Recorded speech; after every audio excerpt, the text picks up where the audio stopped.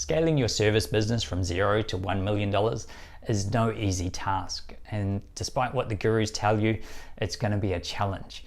There are 3 big obstacles that get in the way from achieving this, and balancing each of them is tricky. We'll go over all of them in this video, and hopefully it helps you figure out what's stopping you right now and how to move forward and build a roadmap for your business.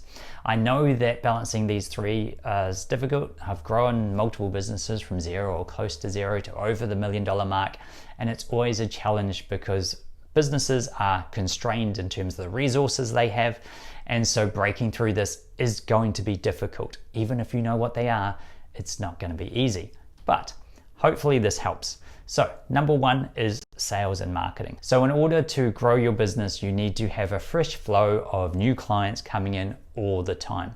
If you don't have too many clients, then you have a constraint in this area of your business. And so the first part of that is the marketing bit for a service business, that bringing in leads. And so if you don't have a proven system for going out and getting leads and bringing them to your business, that's going to be holding you back. For a service business, I'd recommend cold outreach. So you can literally go online and start building a list of your ideal clients that you want to reach. If you're a local business, then you can just start Googling around other businesses that would be your ideal clients and build a list manually, and then start reaching out to them and building connections with it. Internationally, you can also find lists of people by doing hard work, believe it or not, and building a list of your dream 100 clients and start reaching out to them and trying to build relationships with those people and why you actually want to do business with them. Part of that is also having a unique offering. If you're reaching out and just saying the same thing as everyone else, then no one's really that interested in working with you. So it's having something interesting to say as well, and a different approach to what everyone else is saying. If you're a videographer and you're just saying, I make videos for people, then so do thousands of other people on the internet. But if you do specifically wedding videos in this type of style, and this is some of the results that we've achieved, and start talking in terms of more specific to a specific market of what people want, then you start to build a niche for yourself and you can stand out more. You then have sales as part of that. So when leads come in, you need to have a proven process in order to convert those leads into actual clients. And so most people jump on a Zoom call or go to a meeting and they have no idea what they're going to say or no plan to present to the potential clients. And so you really want to script your sales process out and know what you're going to say at different times, what objections they might have, questions that are going to come up that you can answer, and how do you build that into what you're presenting so you've got a compelling sales pitch to give to people so they actually want to work with you. And so in both of those areas, both the marketing and the sales, which I kind of combine into one thing, you've got to have processes so when you are ready to grow this area of your business and bring in more people to do your sales and marketing for you, it's often the last thing that the business owner steps out of. They're usually doing the sales and marketing, but eventually you'll want to step out of this. It means that you can hand the processes to people and say, this is how we do our marketing, this is the kind of messages that we send, this is how we build the list, and give them the process so someone else can go and do it for you. So that's sales and marketing. If you don't have an abundance of clients coming in, then it's probably holding you up. Another thing that happens is the balance of what we're going to talk about next. Part 2 is operations. If you don't have enough people to do the work or enough time yourself to do the work, then that's going to be holding you back as well. And so there's kind of this seesaw that most service business owners go through, where they have too many clients wanting to work with them and not enough time to fulfill it, and then they get too many clients and so they stop doing all the sales and marketing activity, and then the clients slowly drift away and they find out that they've got not enough new clients and not enough current clients. And so you need to be very careful with this balance and figure it out to make sure that when things are going well, that you're bringing in other people to support the delivery to free up your time. Whatever service you're offering, you need to again break this down into a process that you can deliver step by step to a client. So if you're making logos for someone, then what is your process to design the perfect logo? If you're doing other services, there's always a process that you go through. You might only have it in your head at the moment.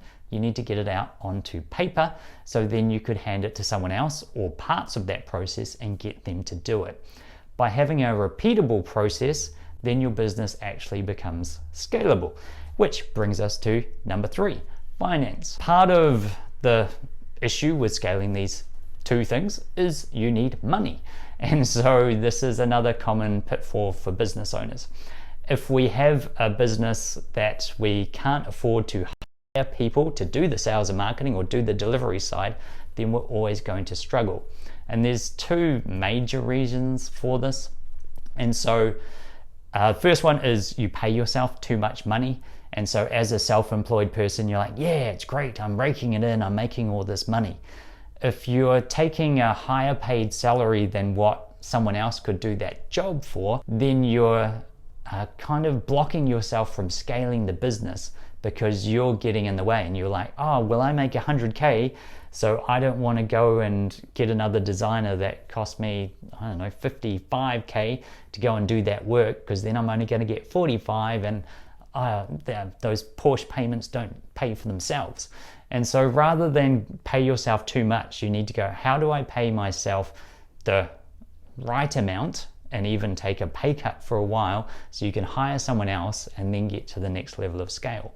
If you want to have a business that actually scales beyond you, where other people are doing the work in your business, and you actually become a business owner where you sit above the business and you don't actually work in the business, then you need to build the economics of the business so you can hire other people to come in and do the work.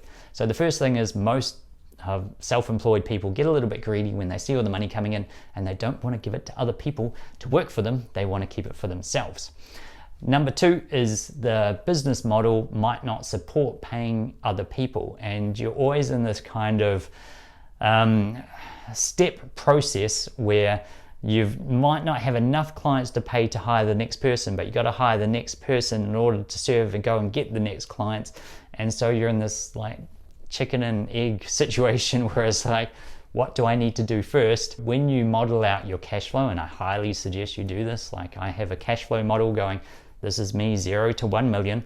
This is where how many clients I need when I'm going to hire that person, and how many technical people I'm having once I've filled my management schedule with that, has how much I need to get the next manager in to manage the next couple of people that come in, and how we're going to build that, and how I step up to more of a leadership role and stop managing people individually. Like I plan that out, or 0 to 1 million, so I know where the business is going to go and what the milestones are that I need to hit. And that will give you the opportunity to start patching all of these different areas. This takes time to build. It's not an overnight thing. That's why you generally get paid more in a job for a salary, because they already have this whole infrastructure built out where they can leverage your skills and sell it for more money. When you're building your own business, like you're starting from scratch and you don't have that same amount of leverage, so you take hits at different points and you need to get it up to a certain amount of scale. Those 3 areas of your business, the sales and marketing, like is that your constraint? Do you not have enough clients coming in the door? Is that what holding you back? Like you can't find more people to work with? Is it number 2? Is it the operations? Can you not find people that can actually do the work for you? And if you're saying, oh, I can't find good people, that's probably because you don't actually have processes where you actually teach them what to do. So you need processes and training and that kind of thing. That's part of what a business owner provides to grow a business, processes. Or 3, is it the financial constraints of that? Are you paying yourself too much? Does your business model not support being able to hire people at those different step levels where you're like, oh, I need to take that next step, and it always feels like a little difficult, because it's like letting go of the vine to grab the next vine, and it's like, oh, if I hire this person, I hope I get enough clients to deliver it. But if you're firm in all 3 areas and you can kind of build them all together, as your business grows, then you'll find that your business is a lot more scalable, a lot more dependable, and a lot more stress-free, I guess, as well.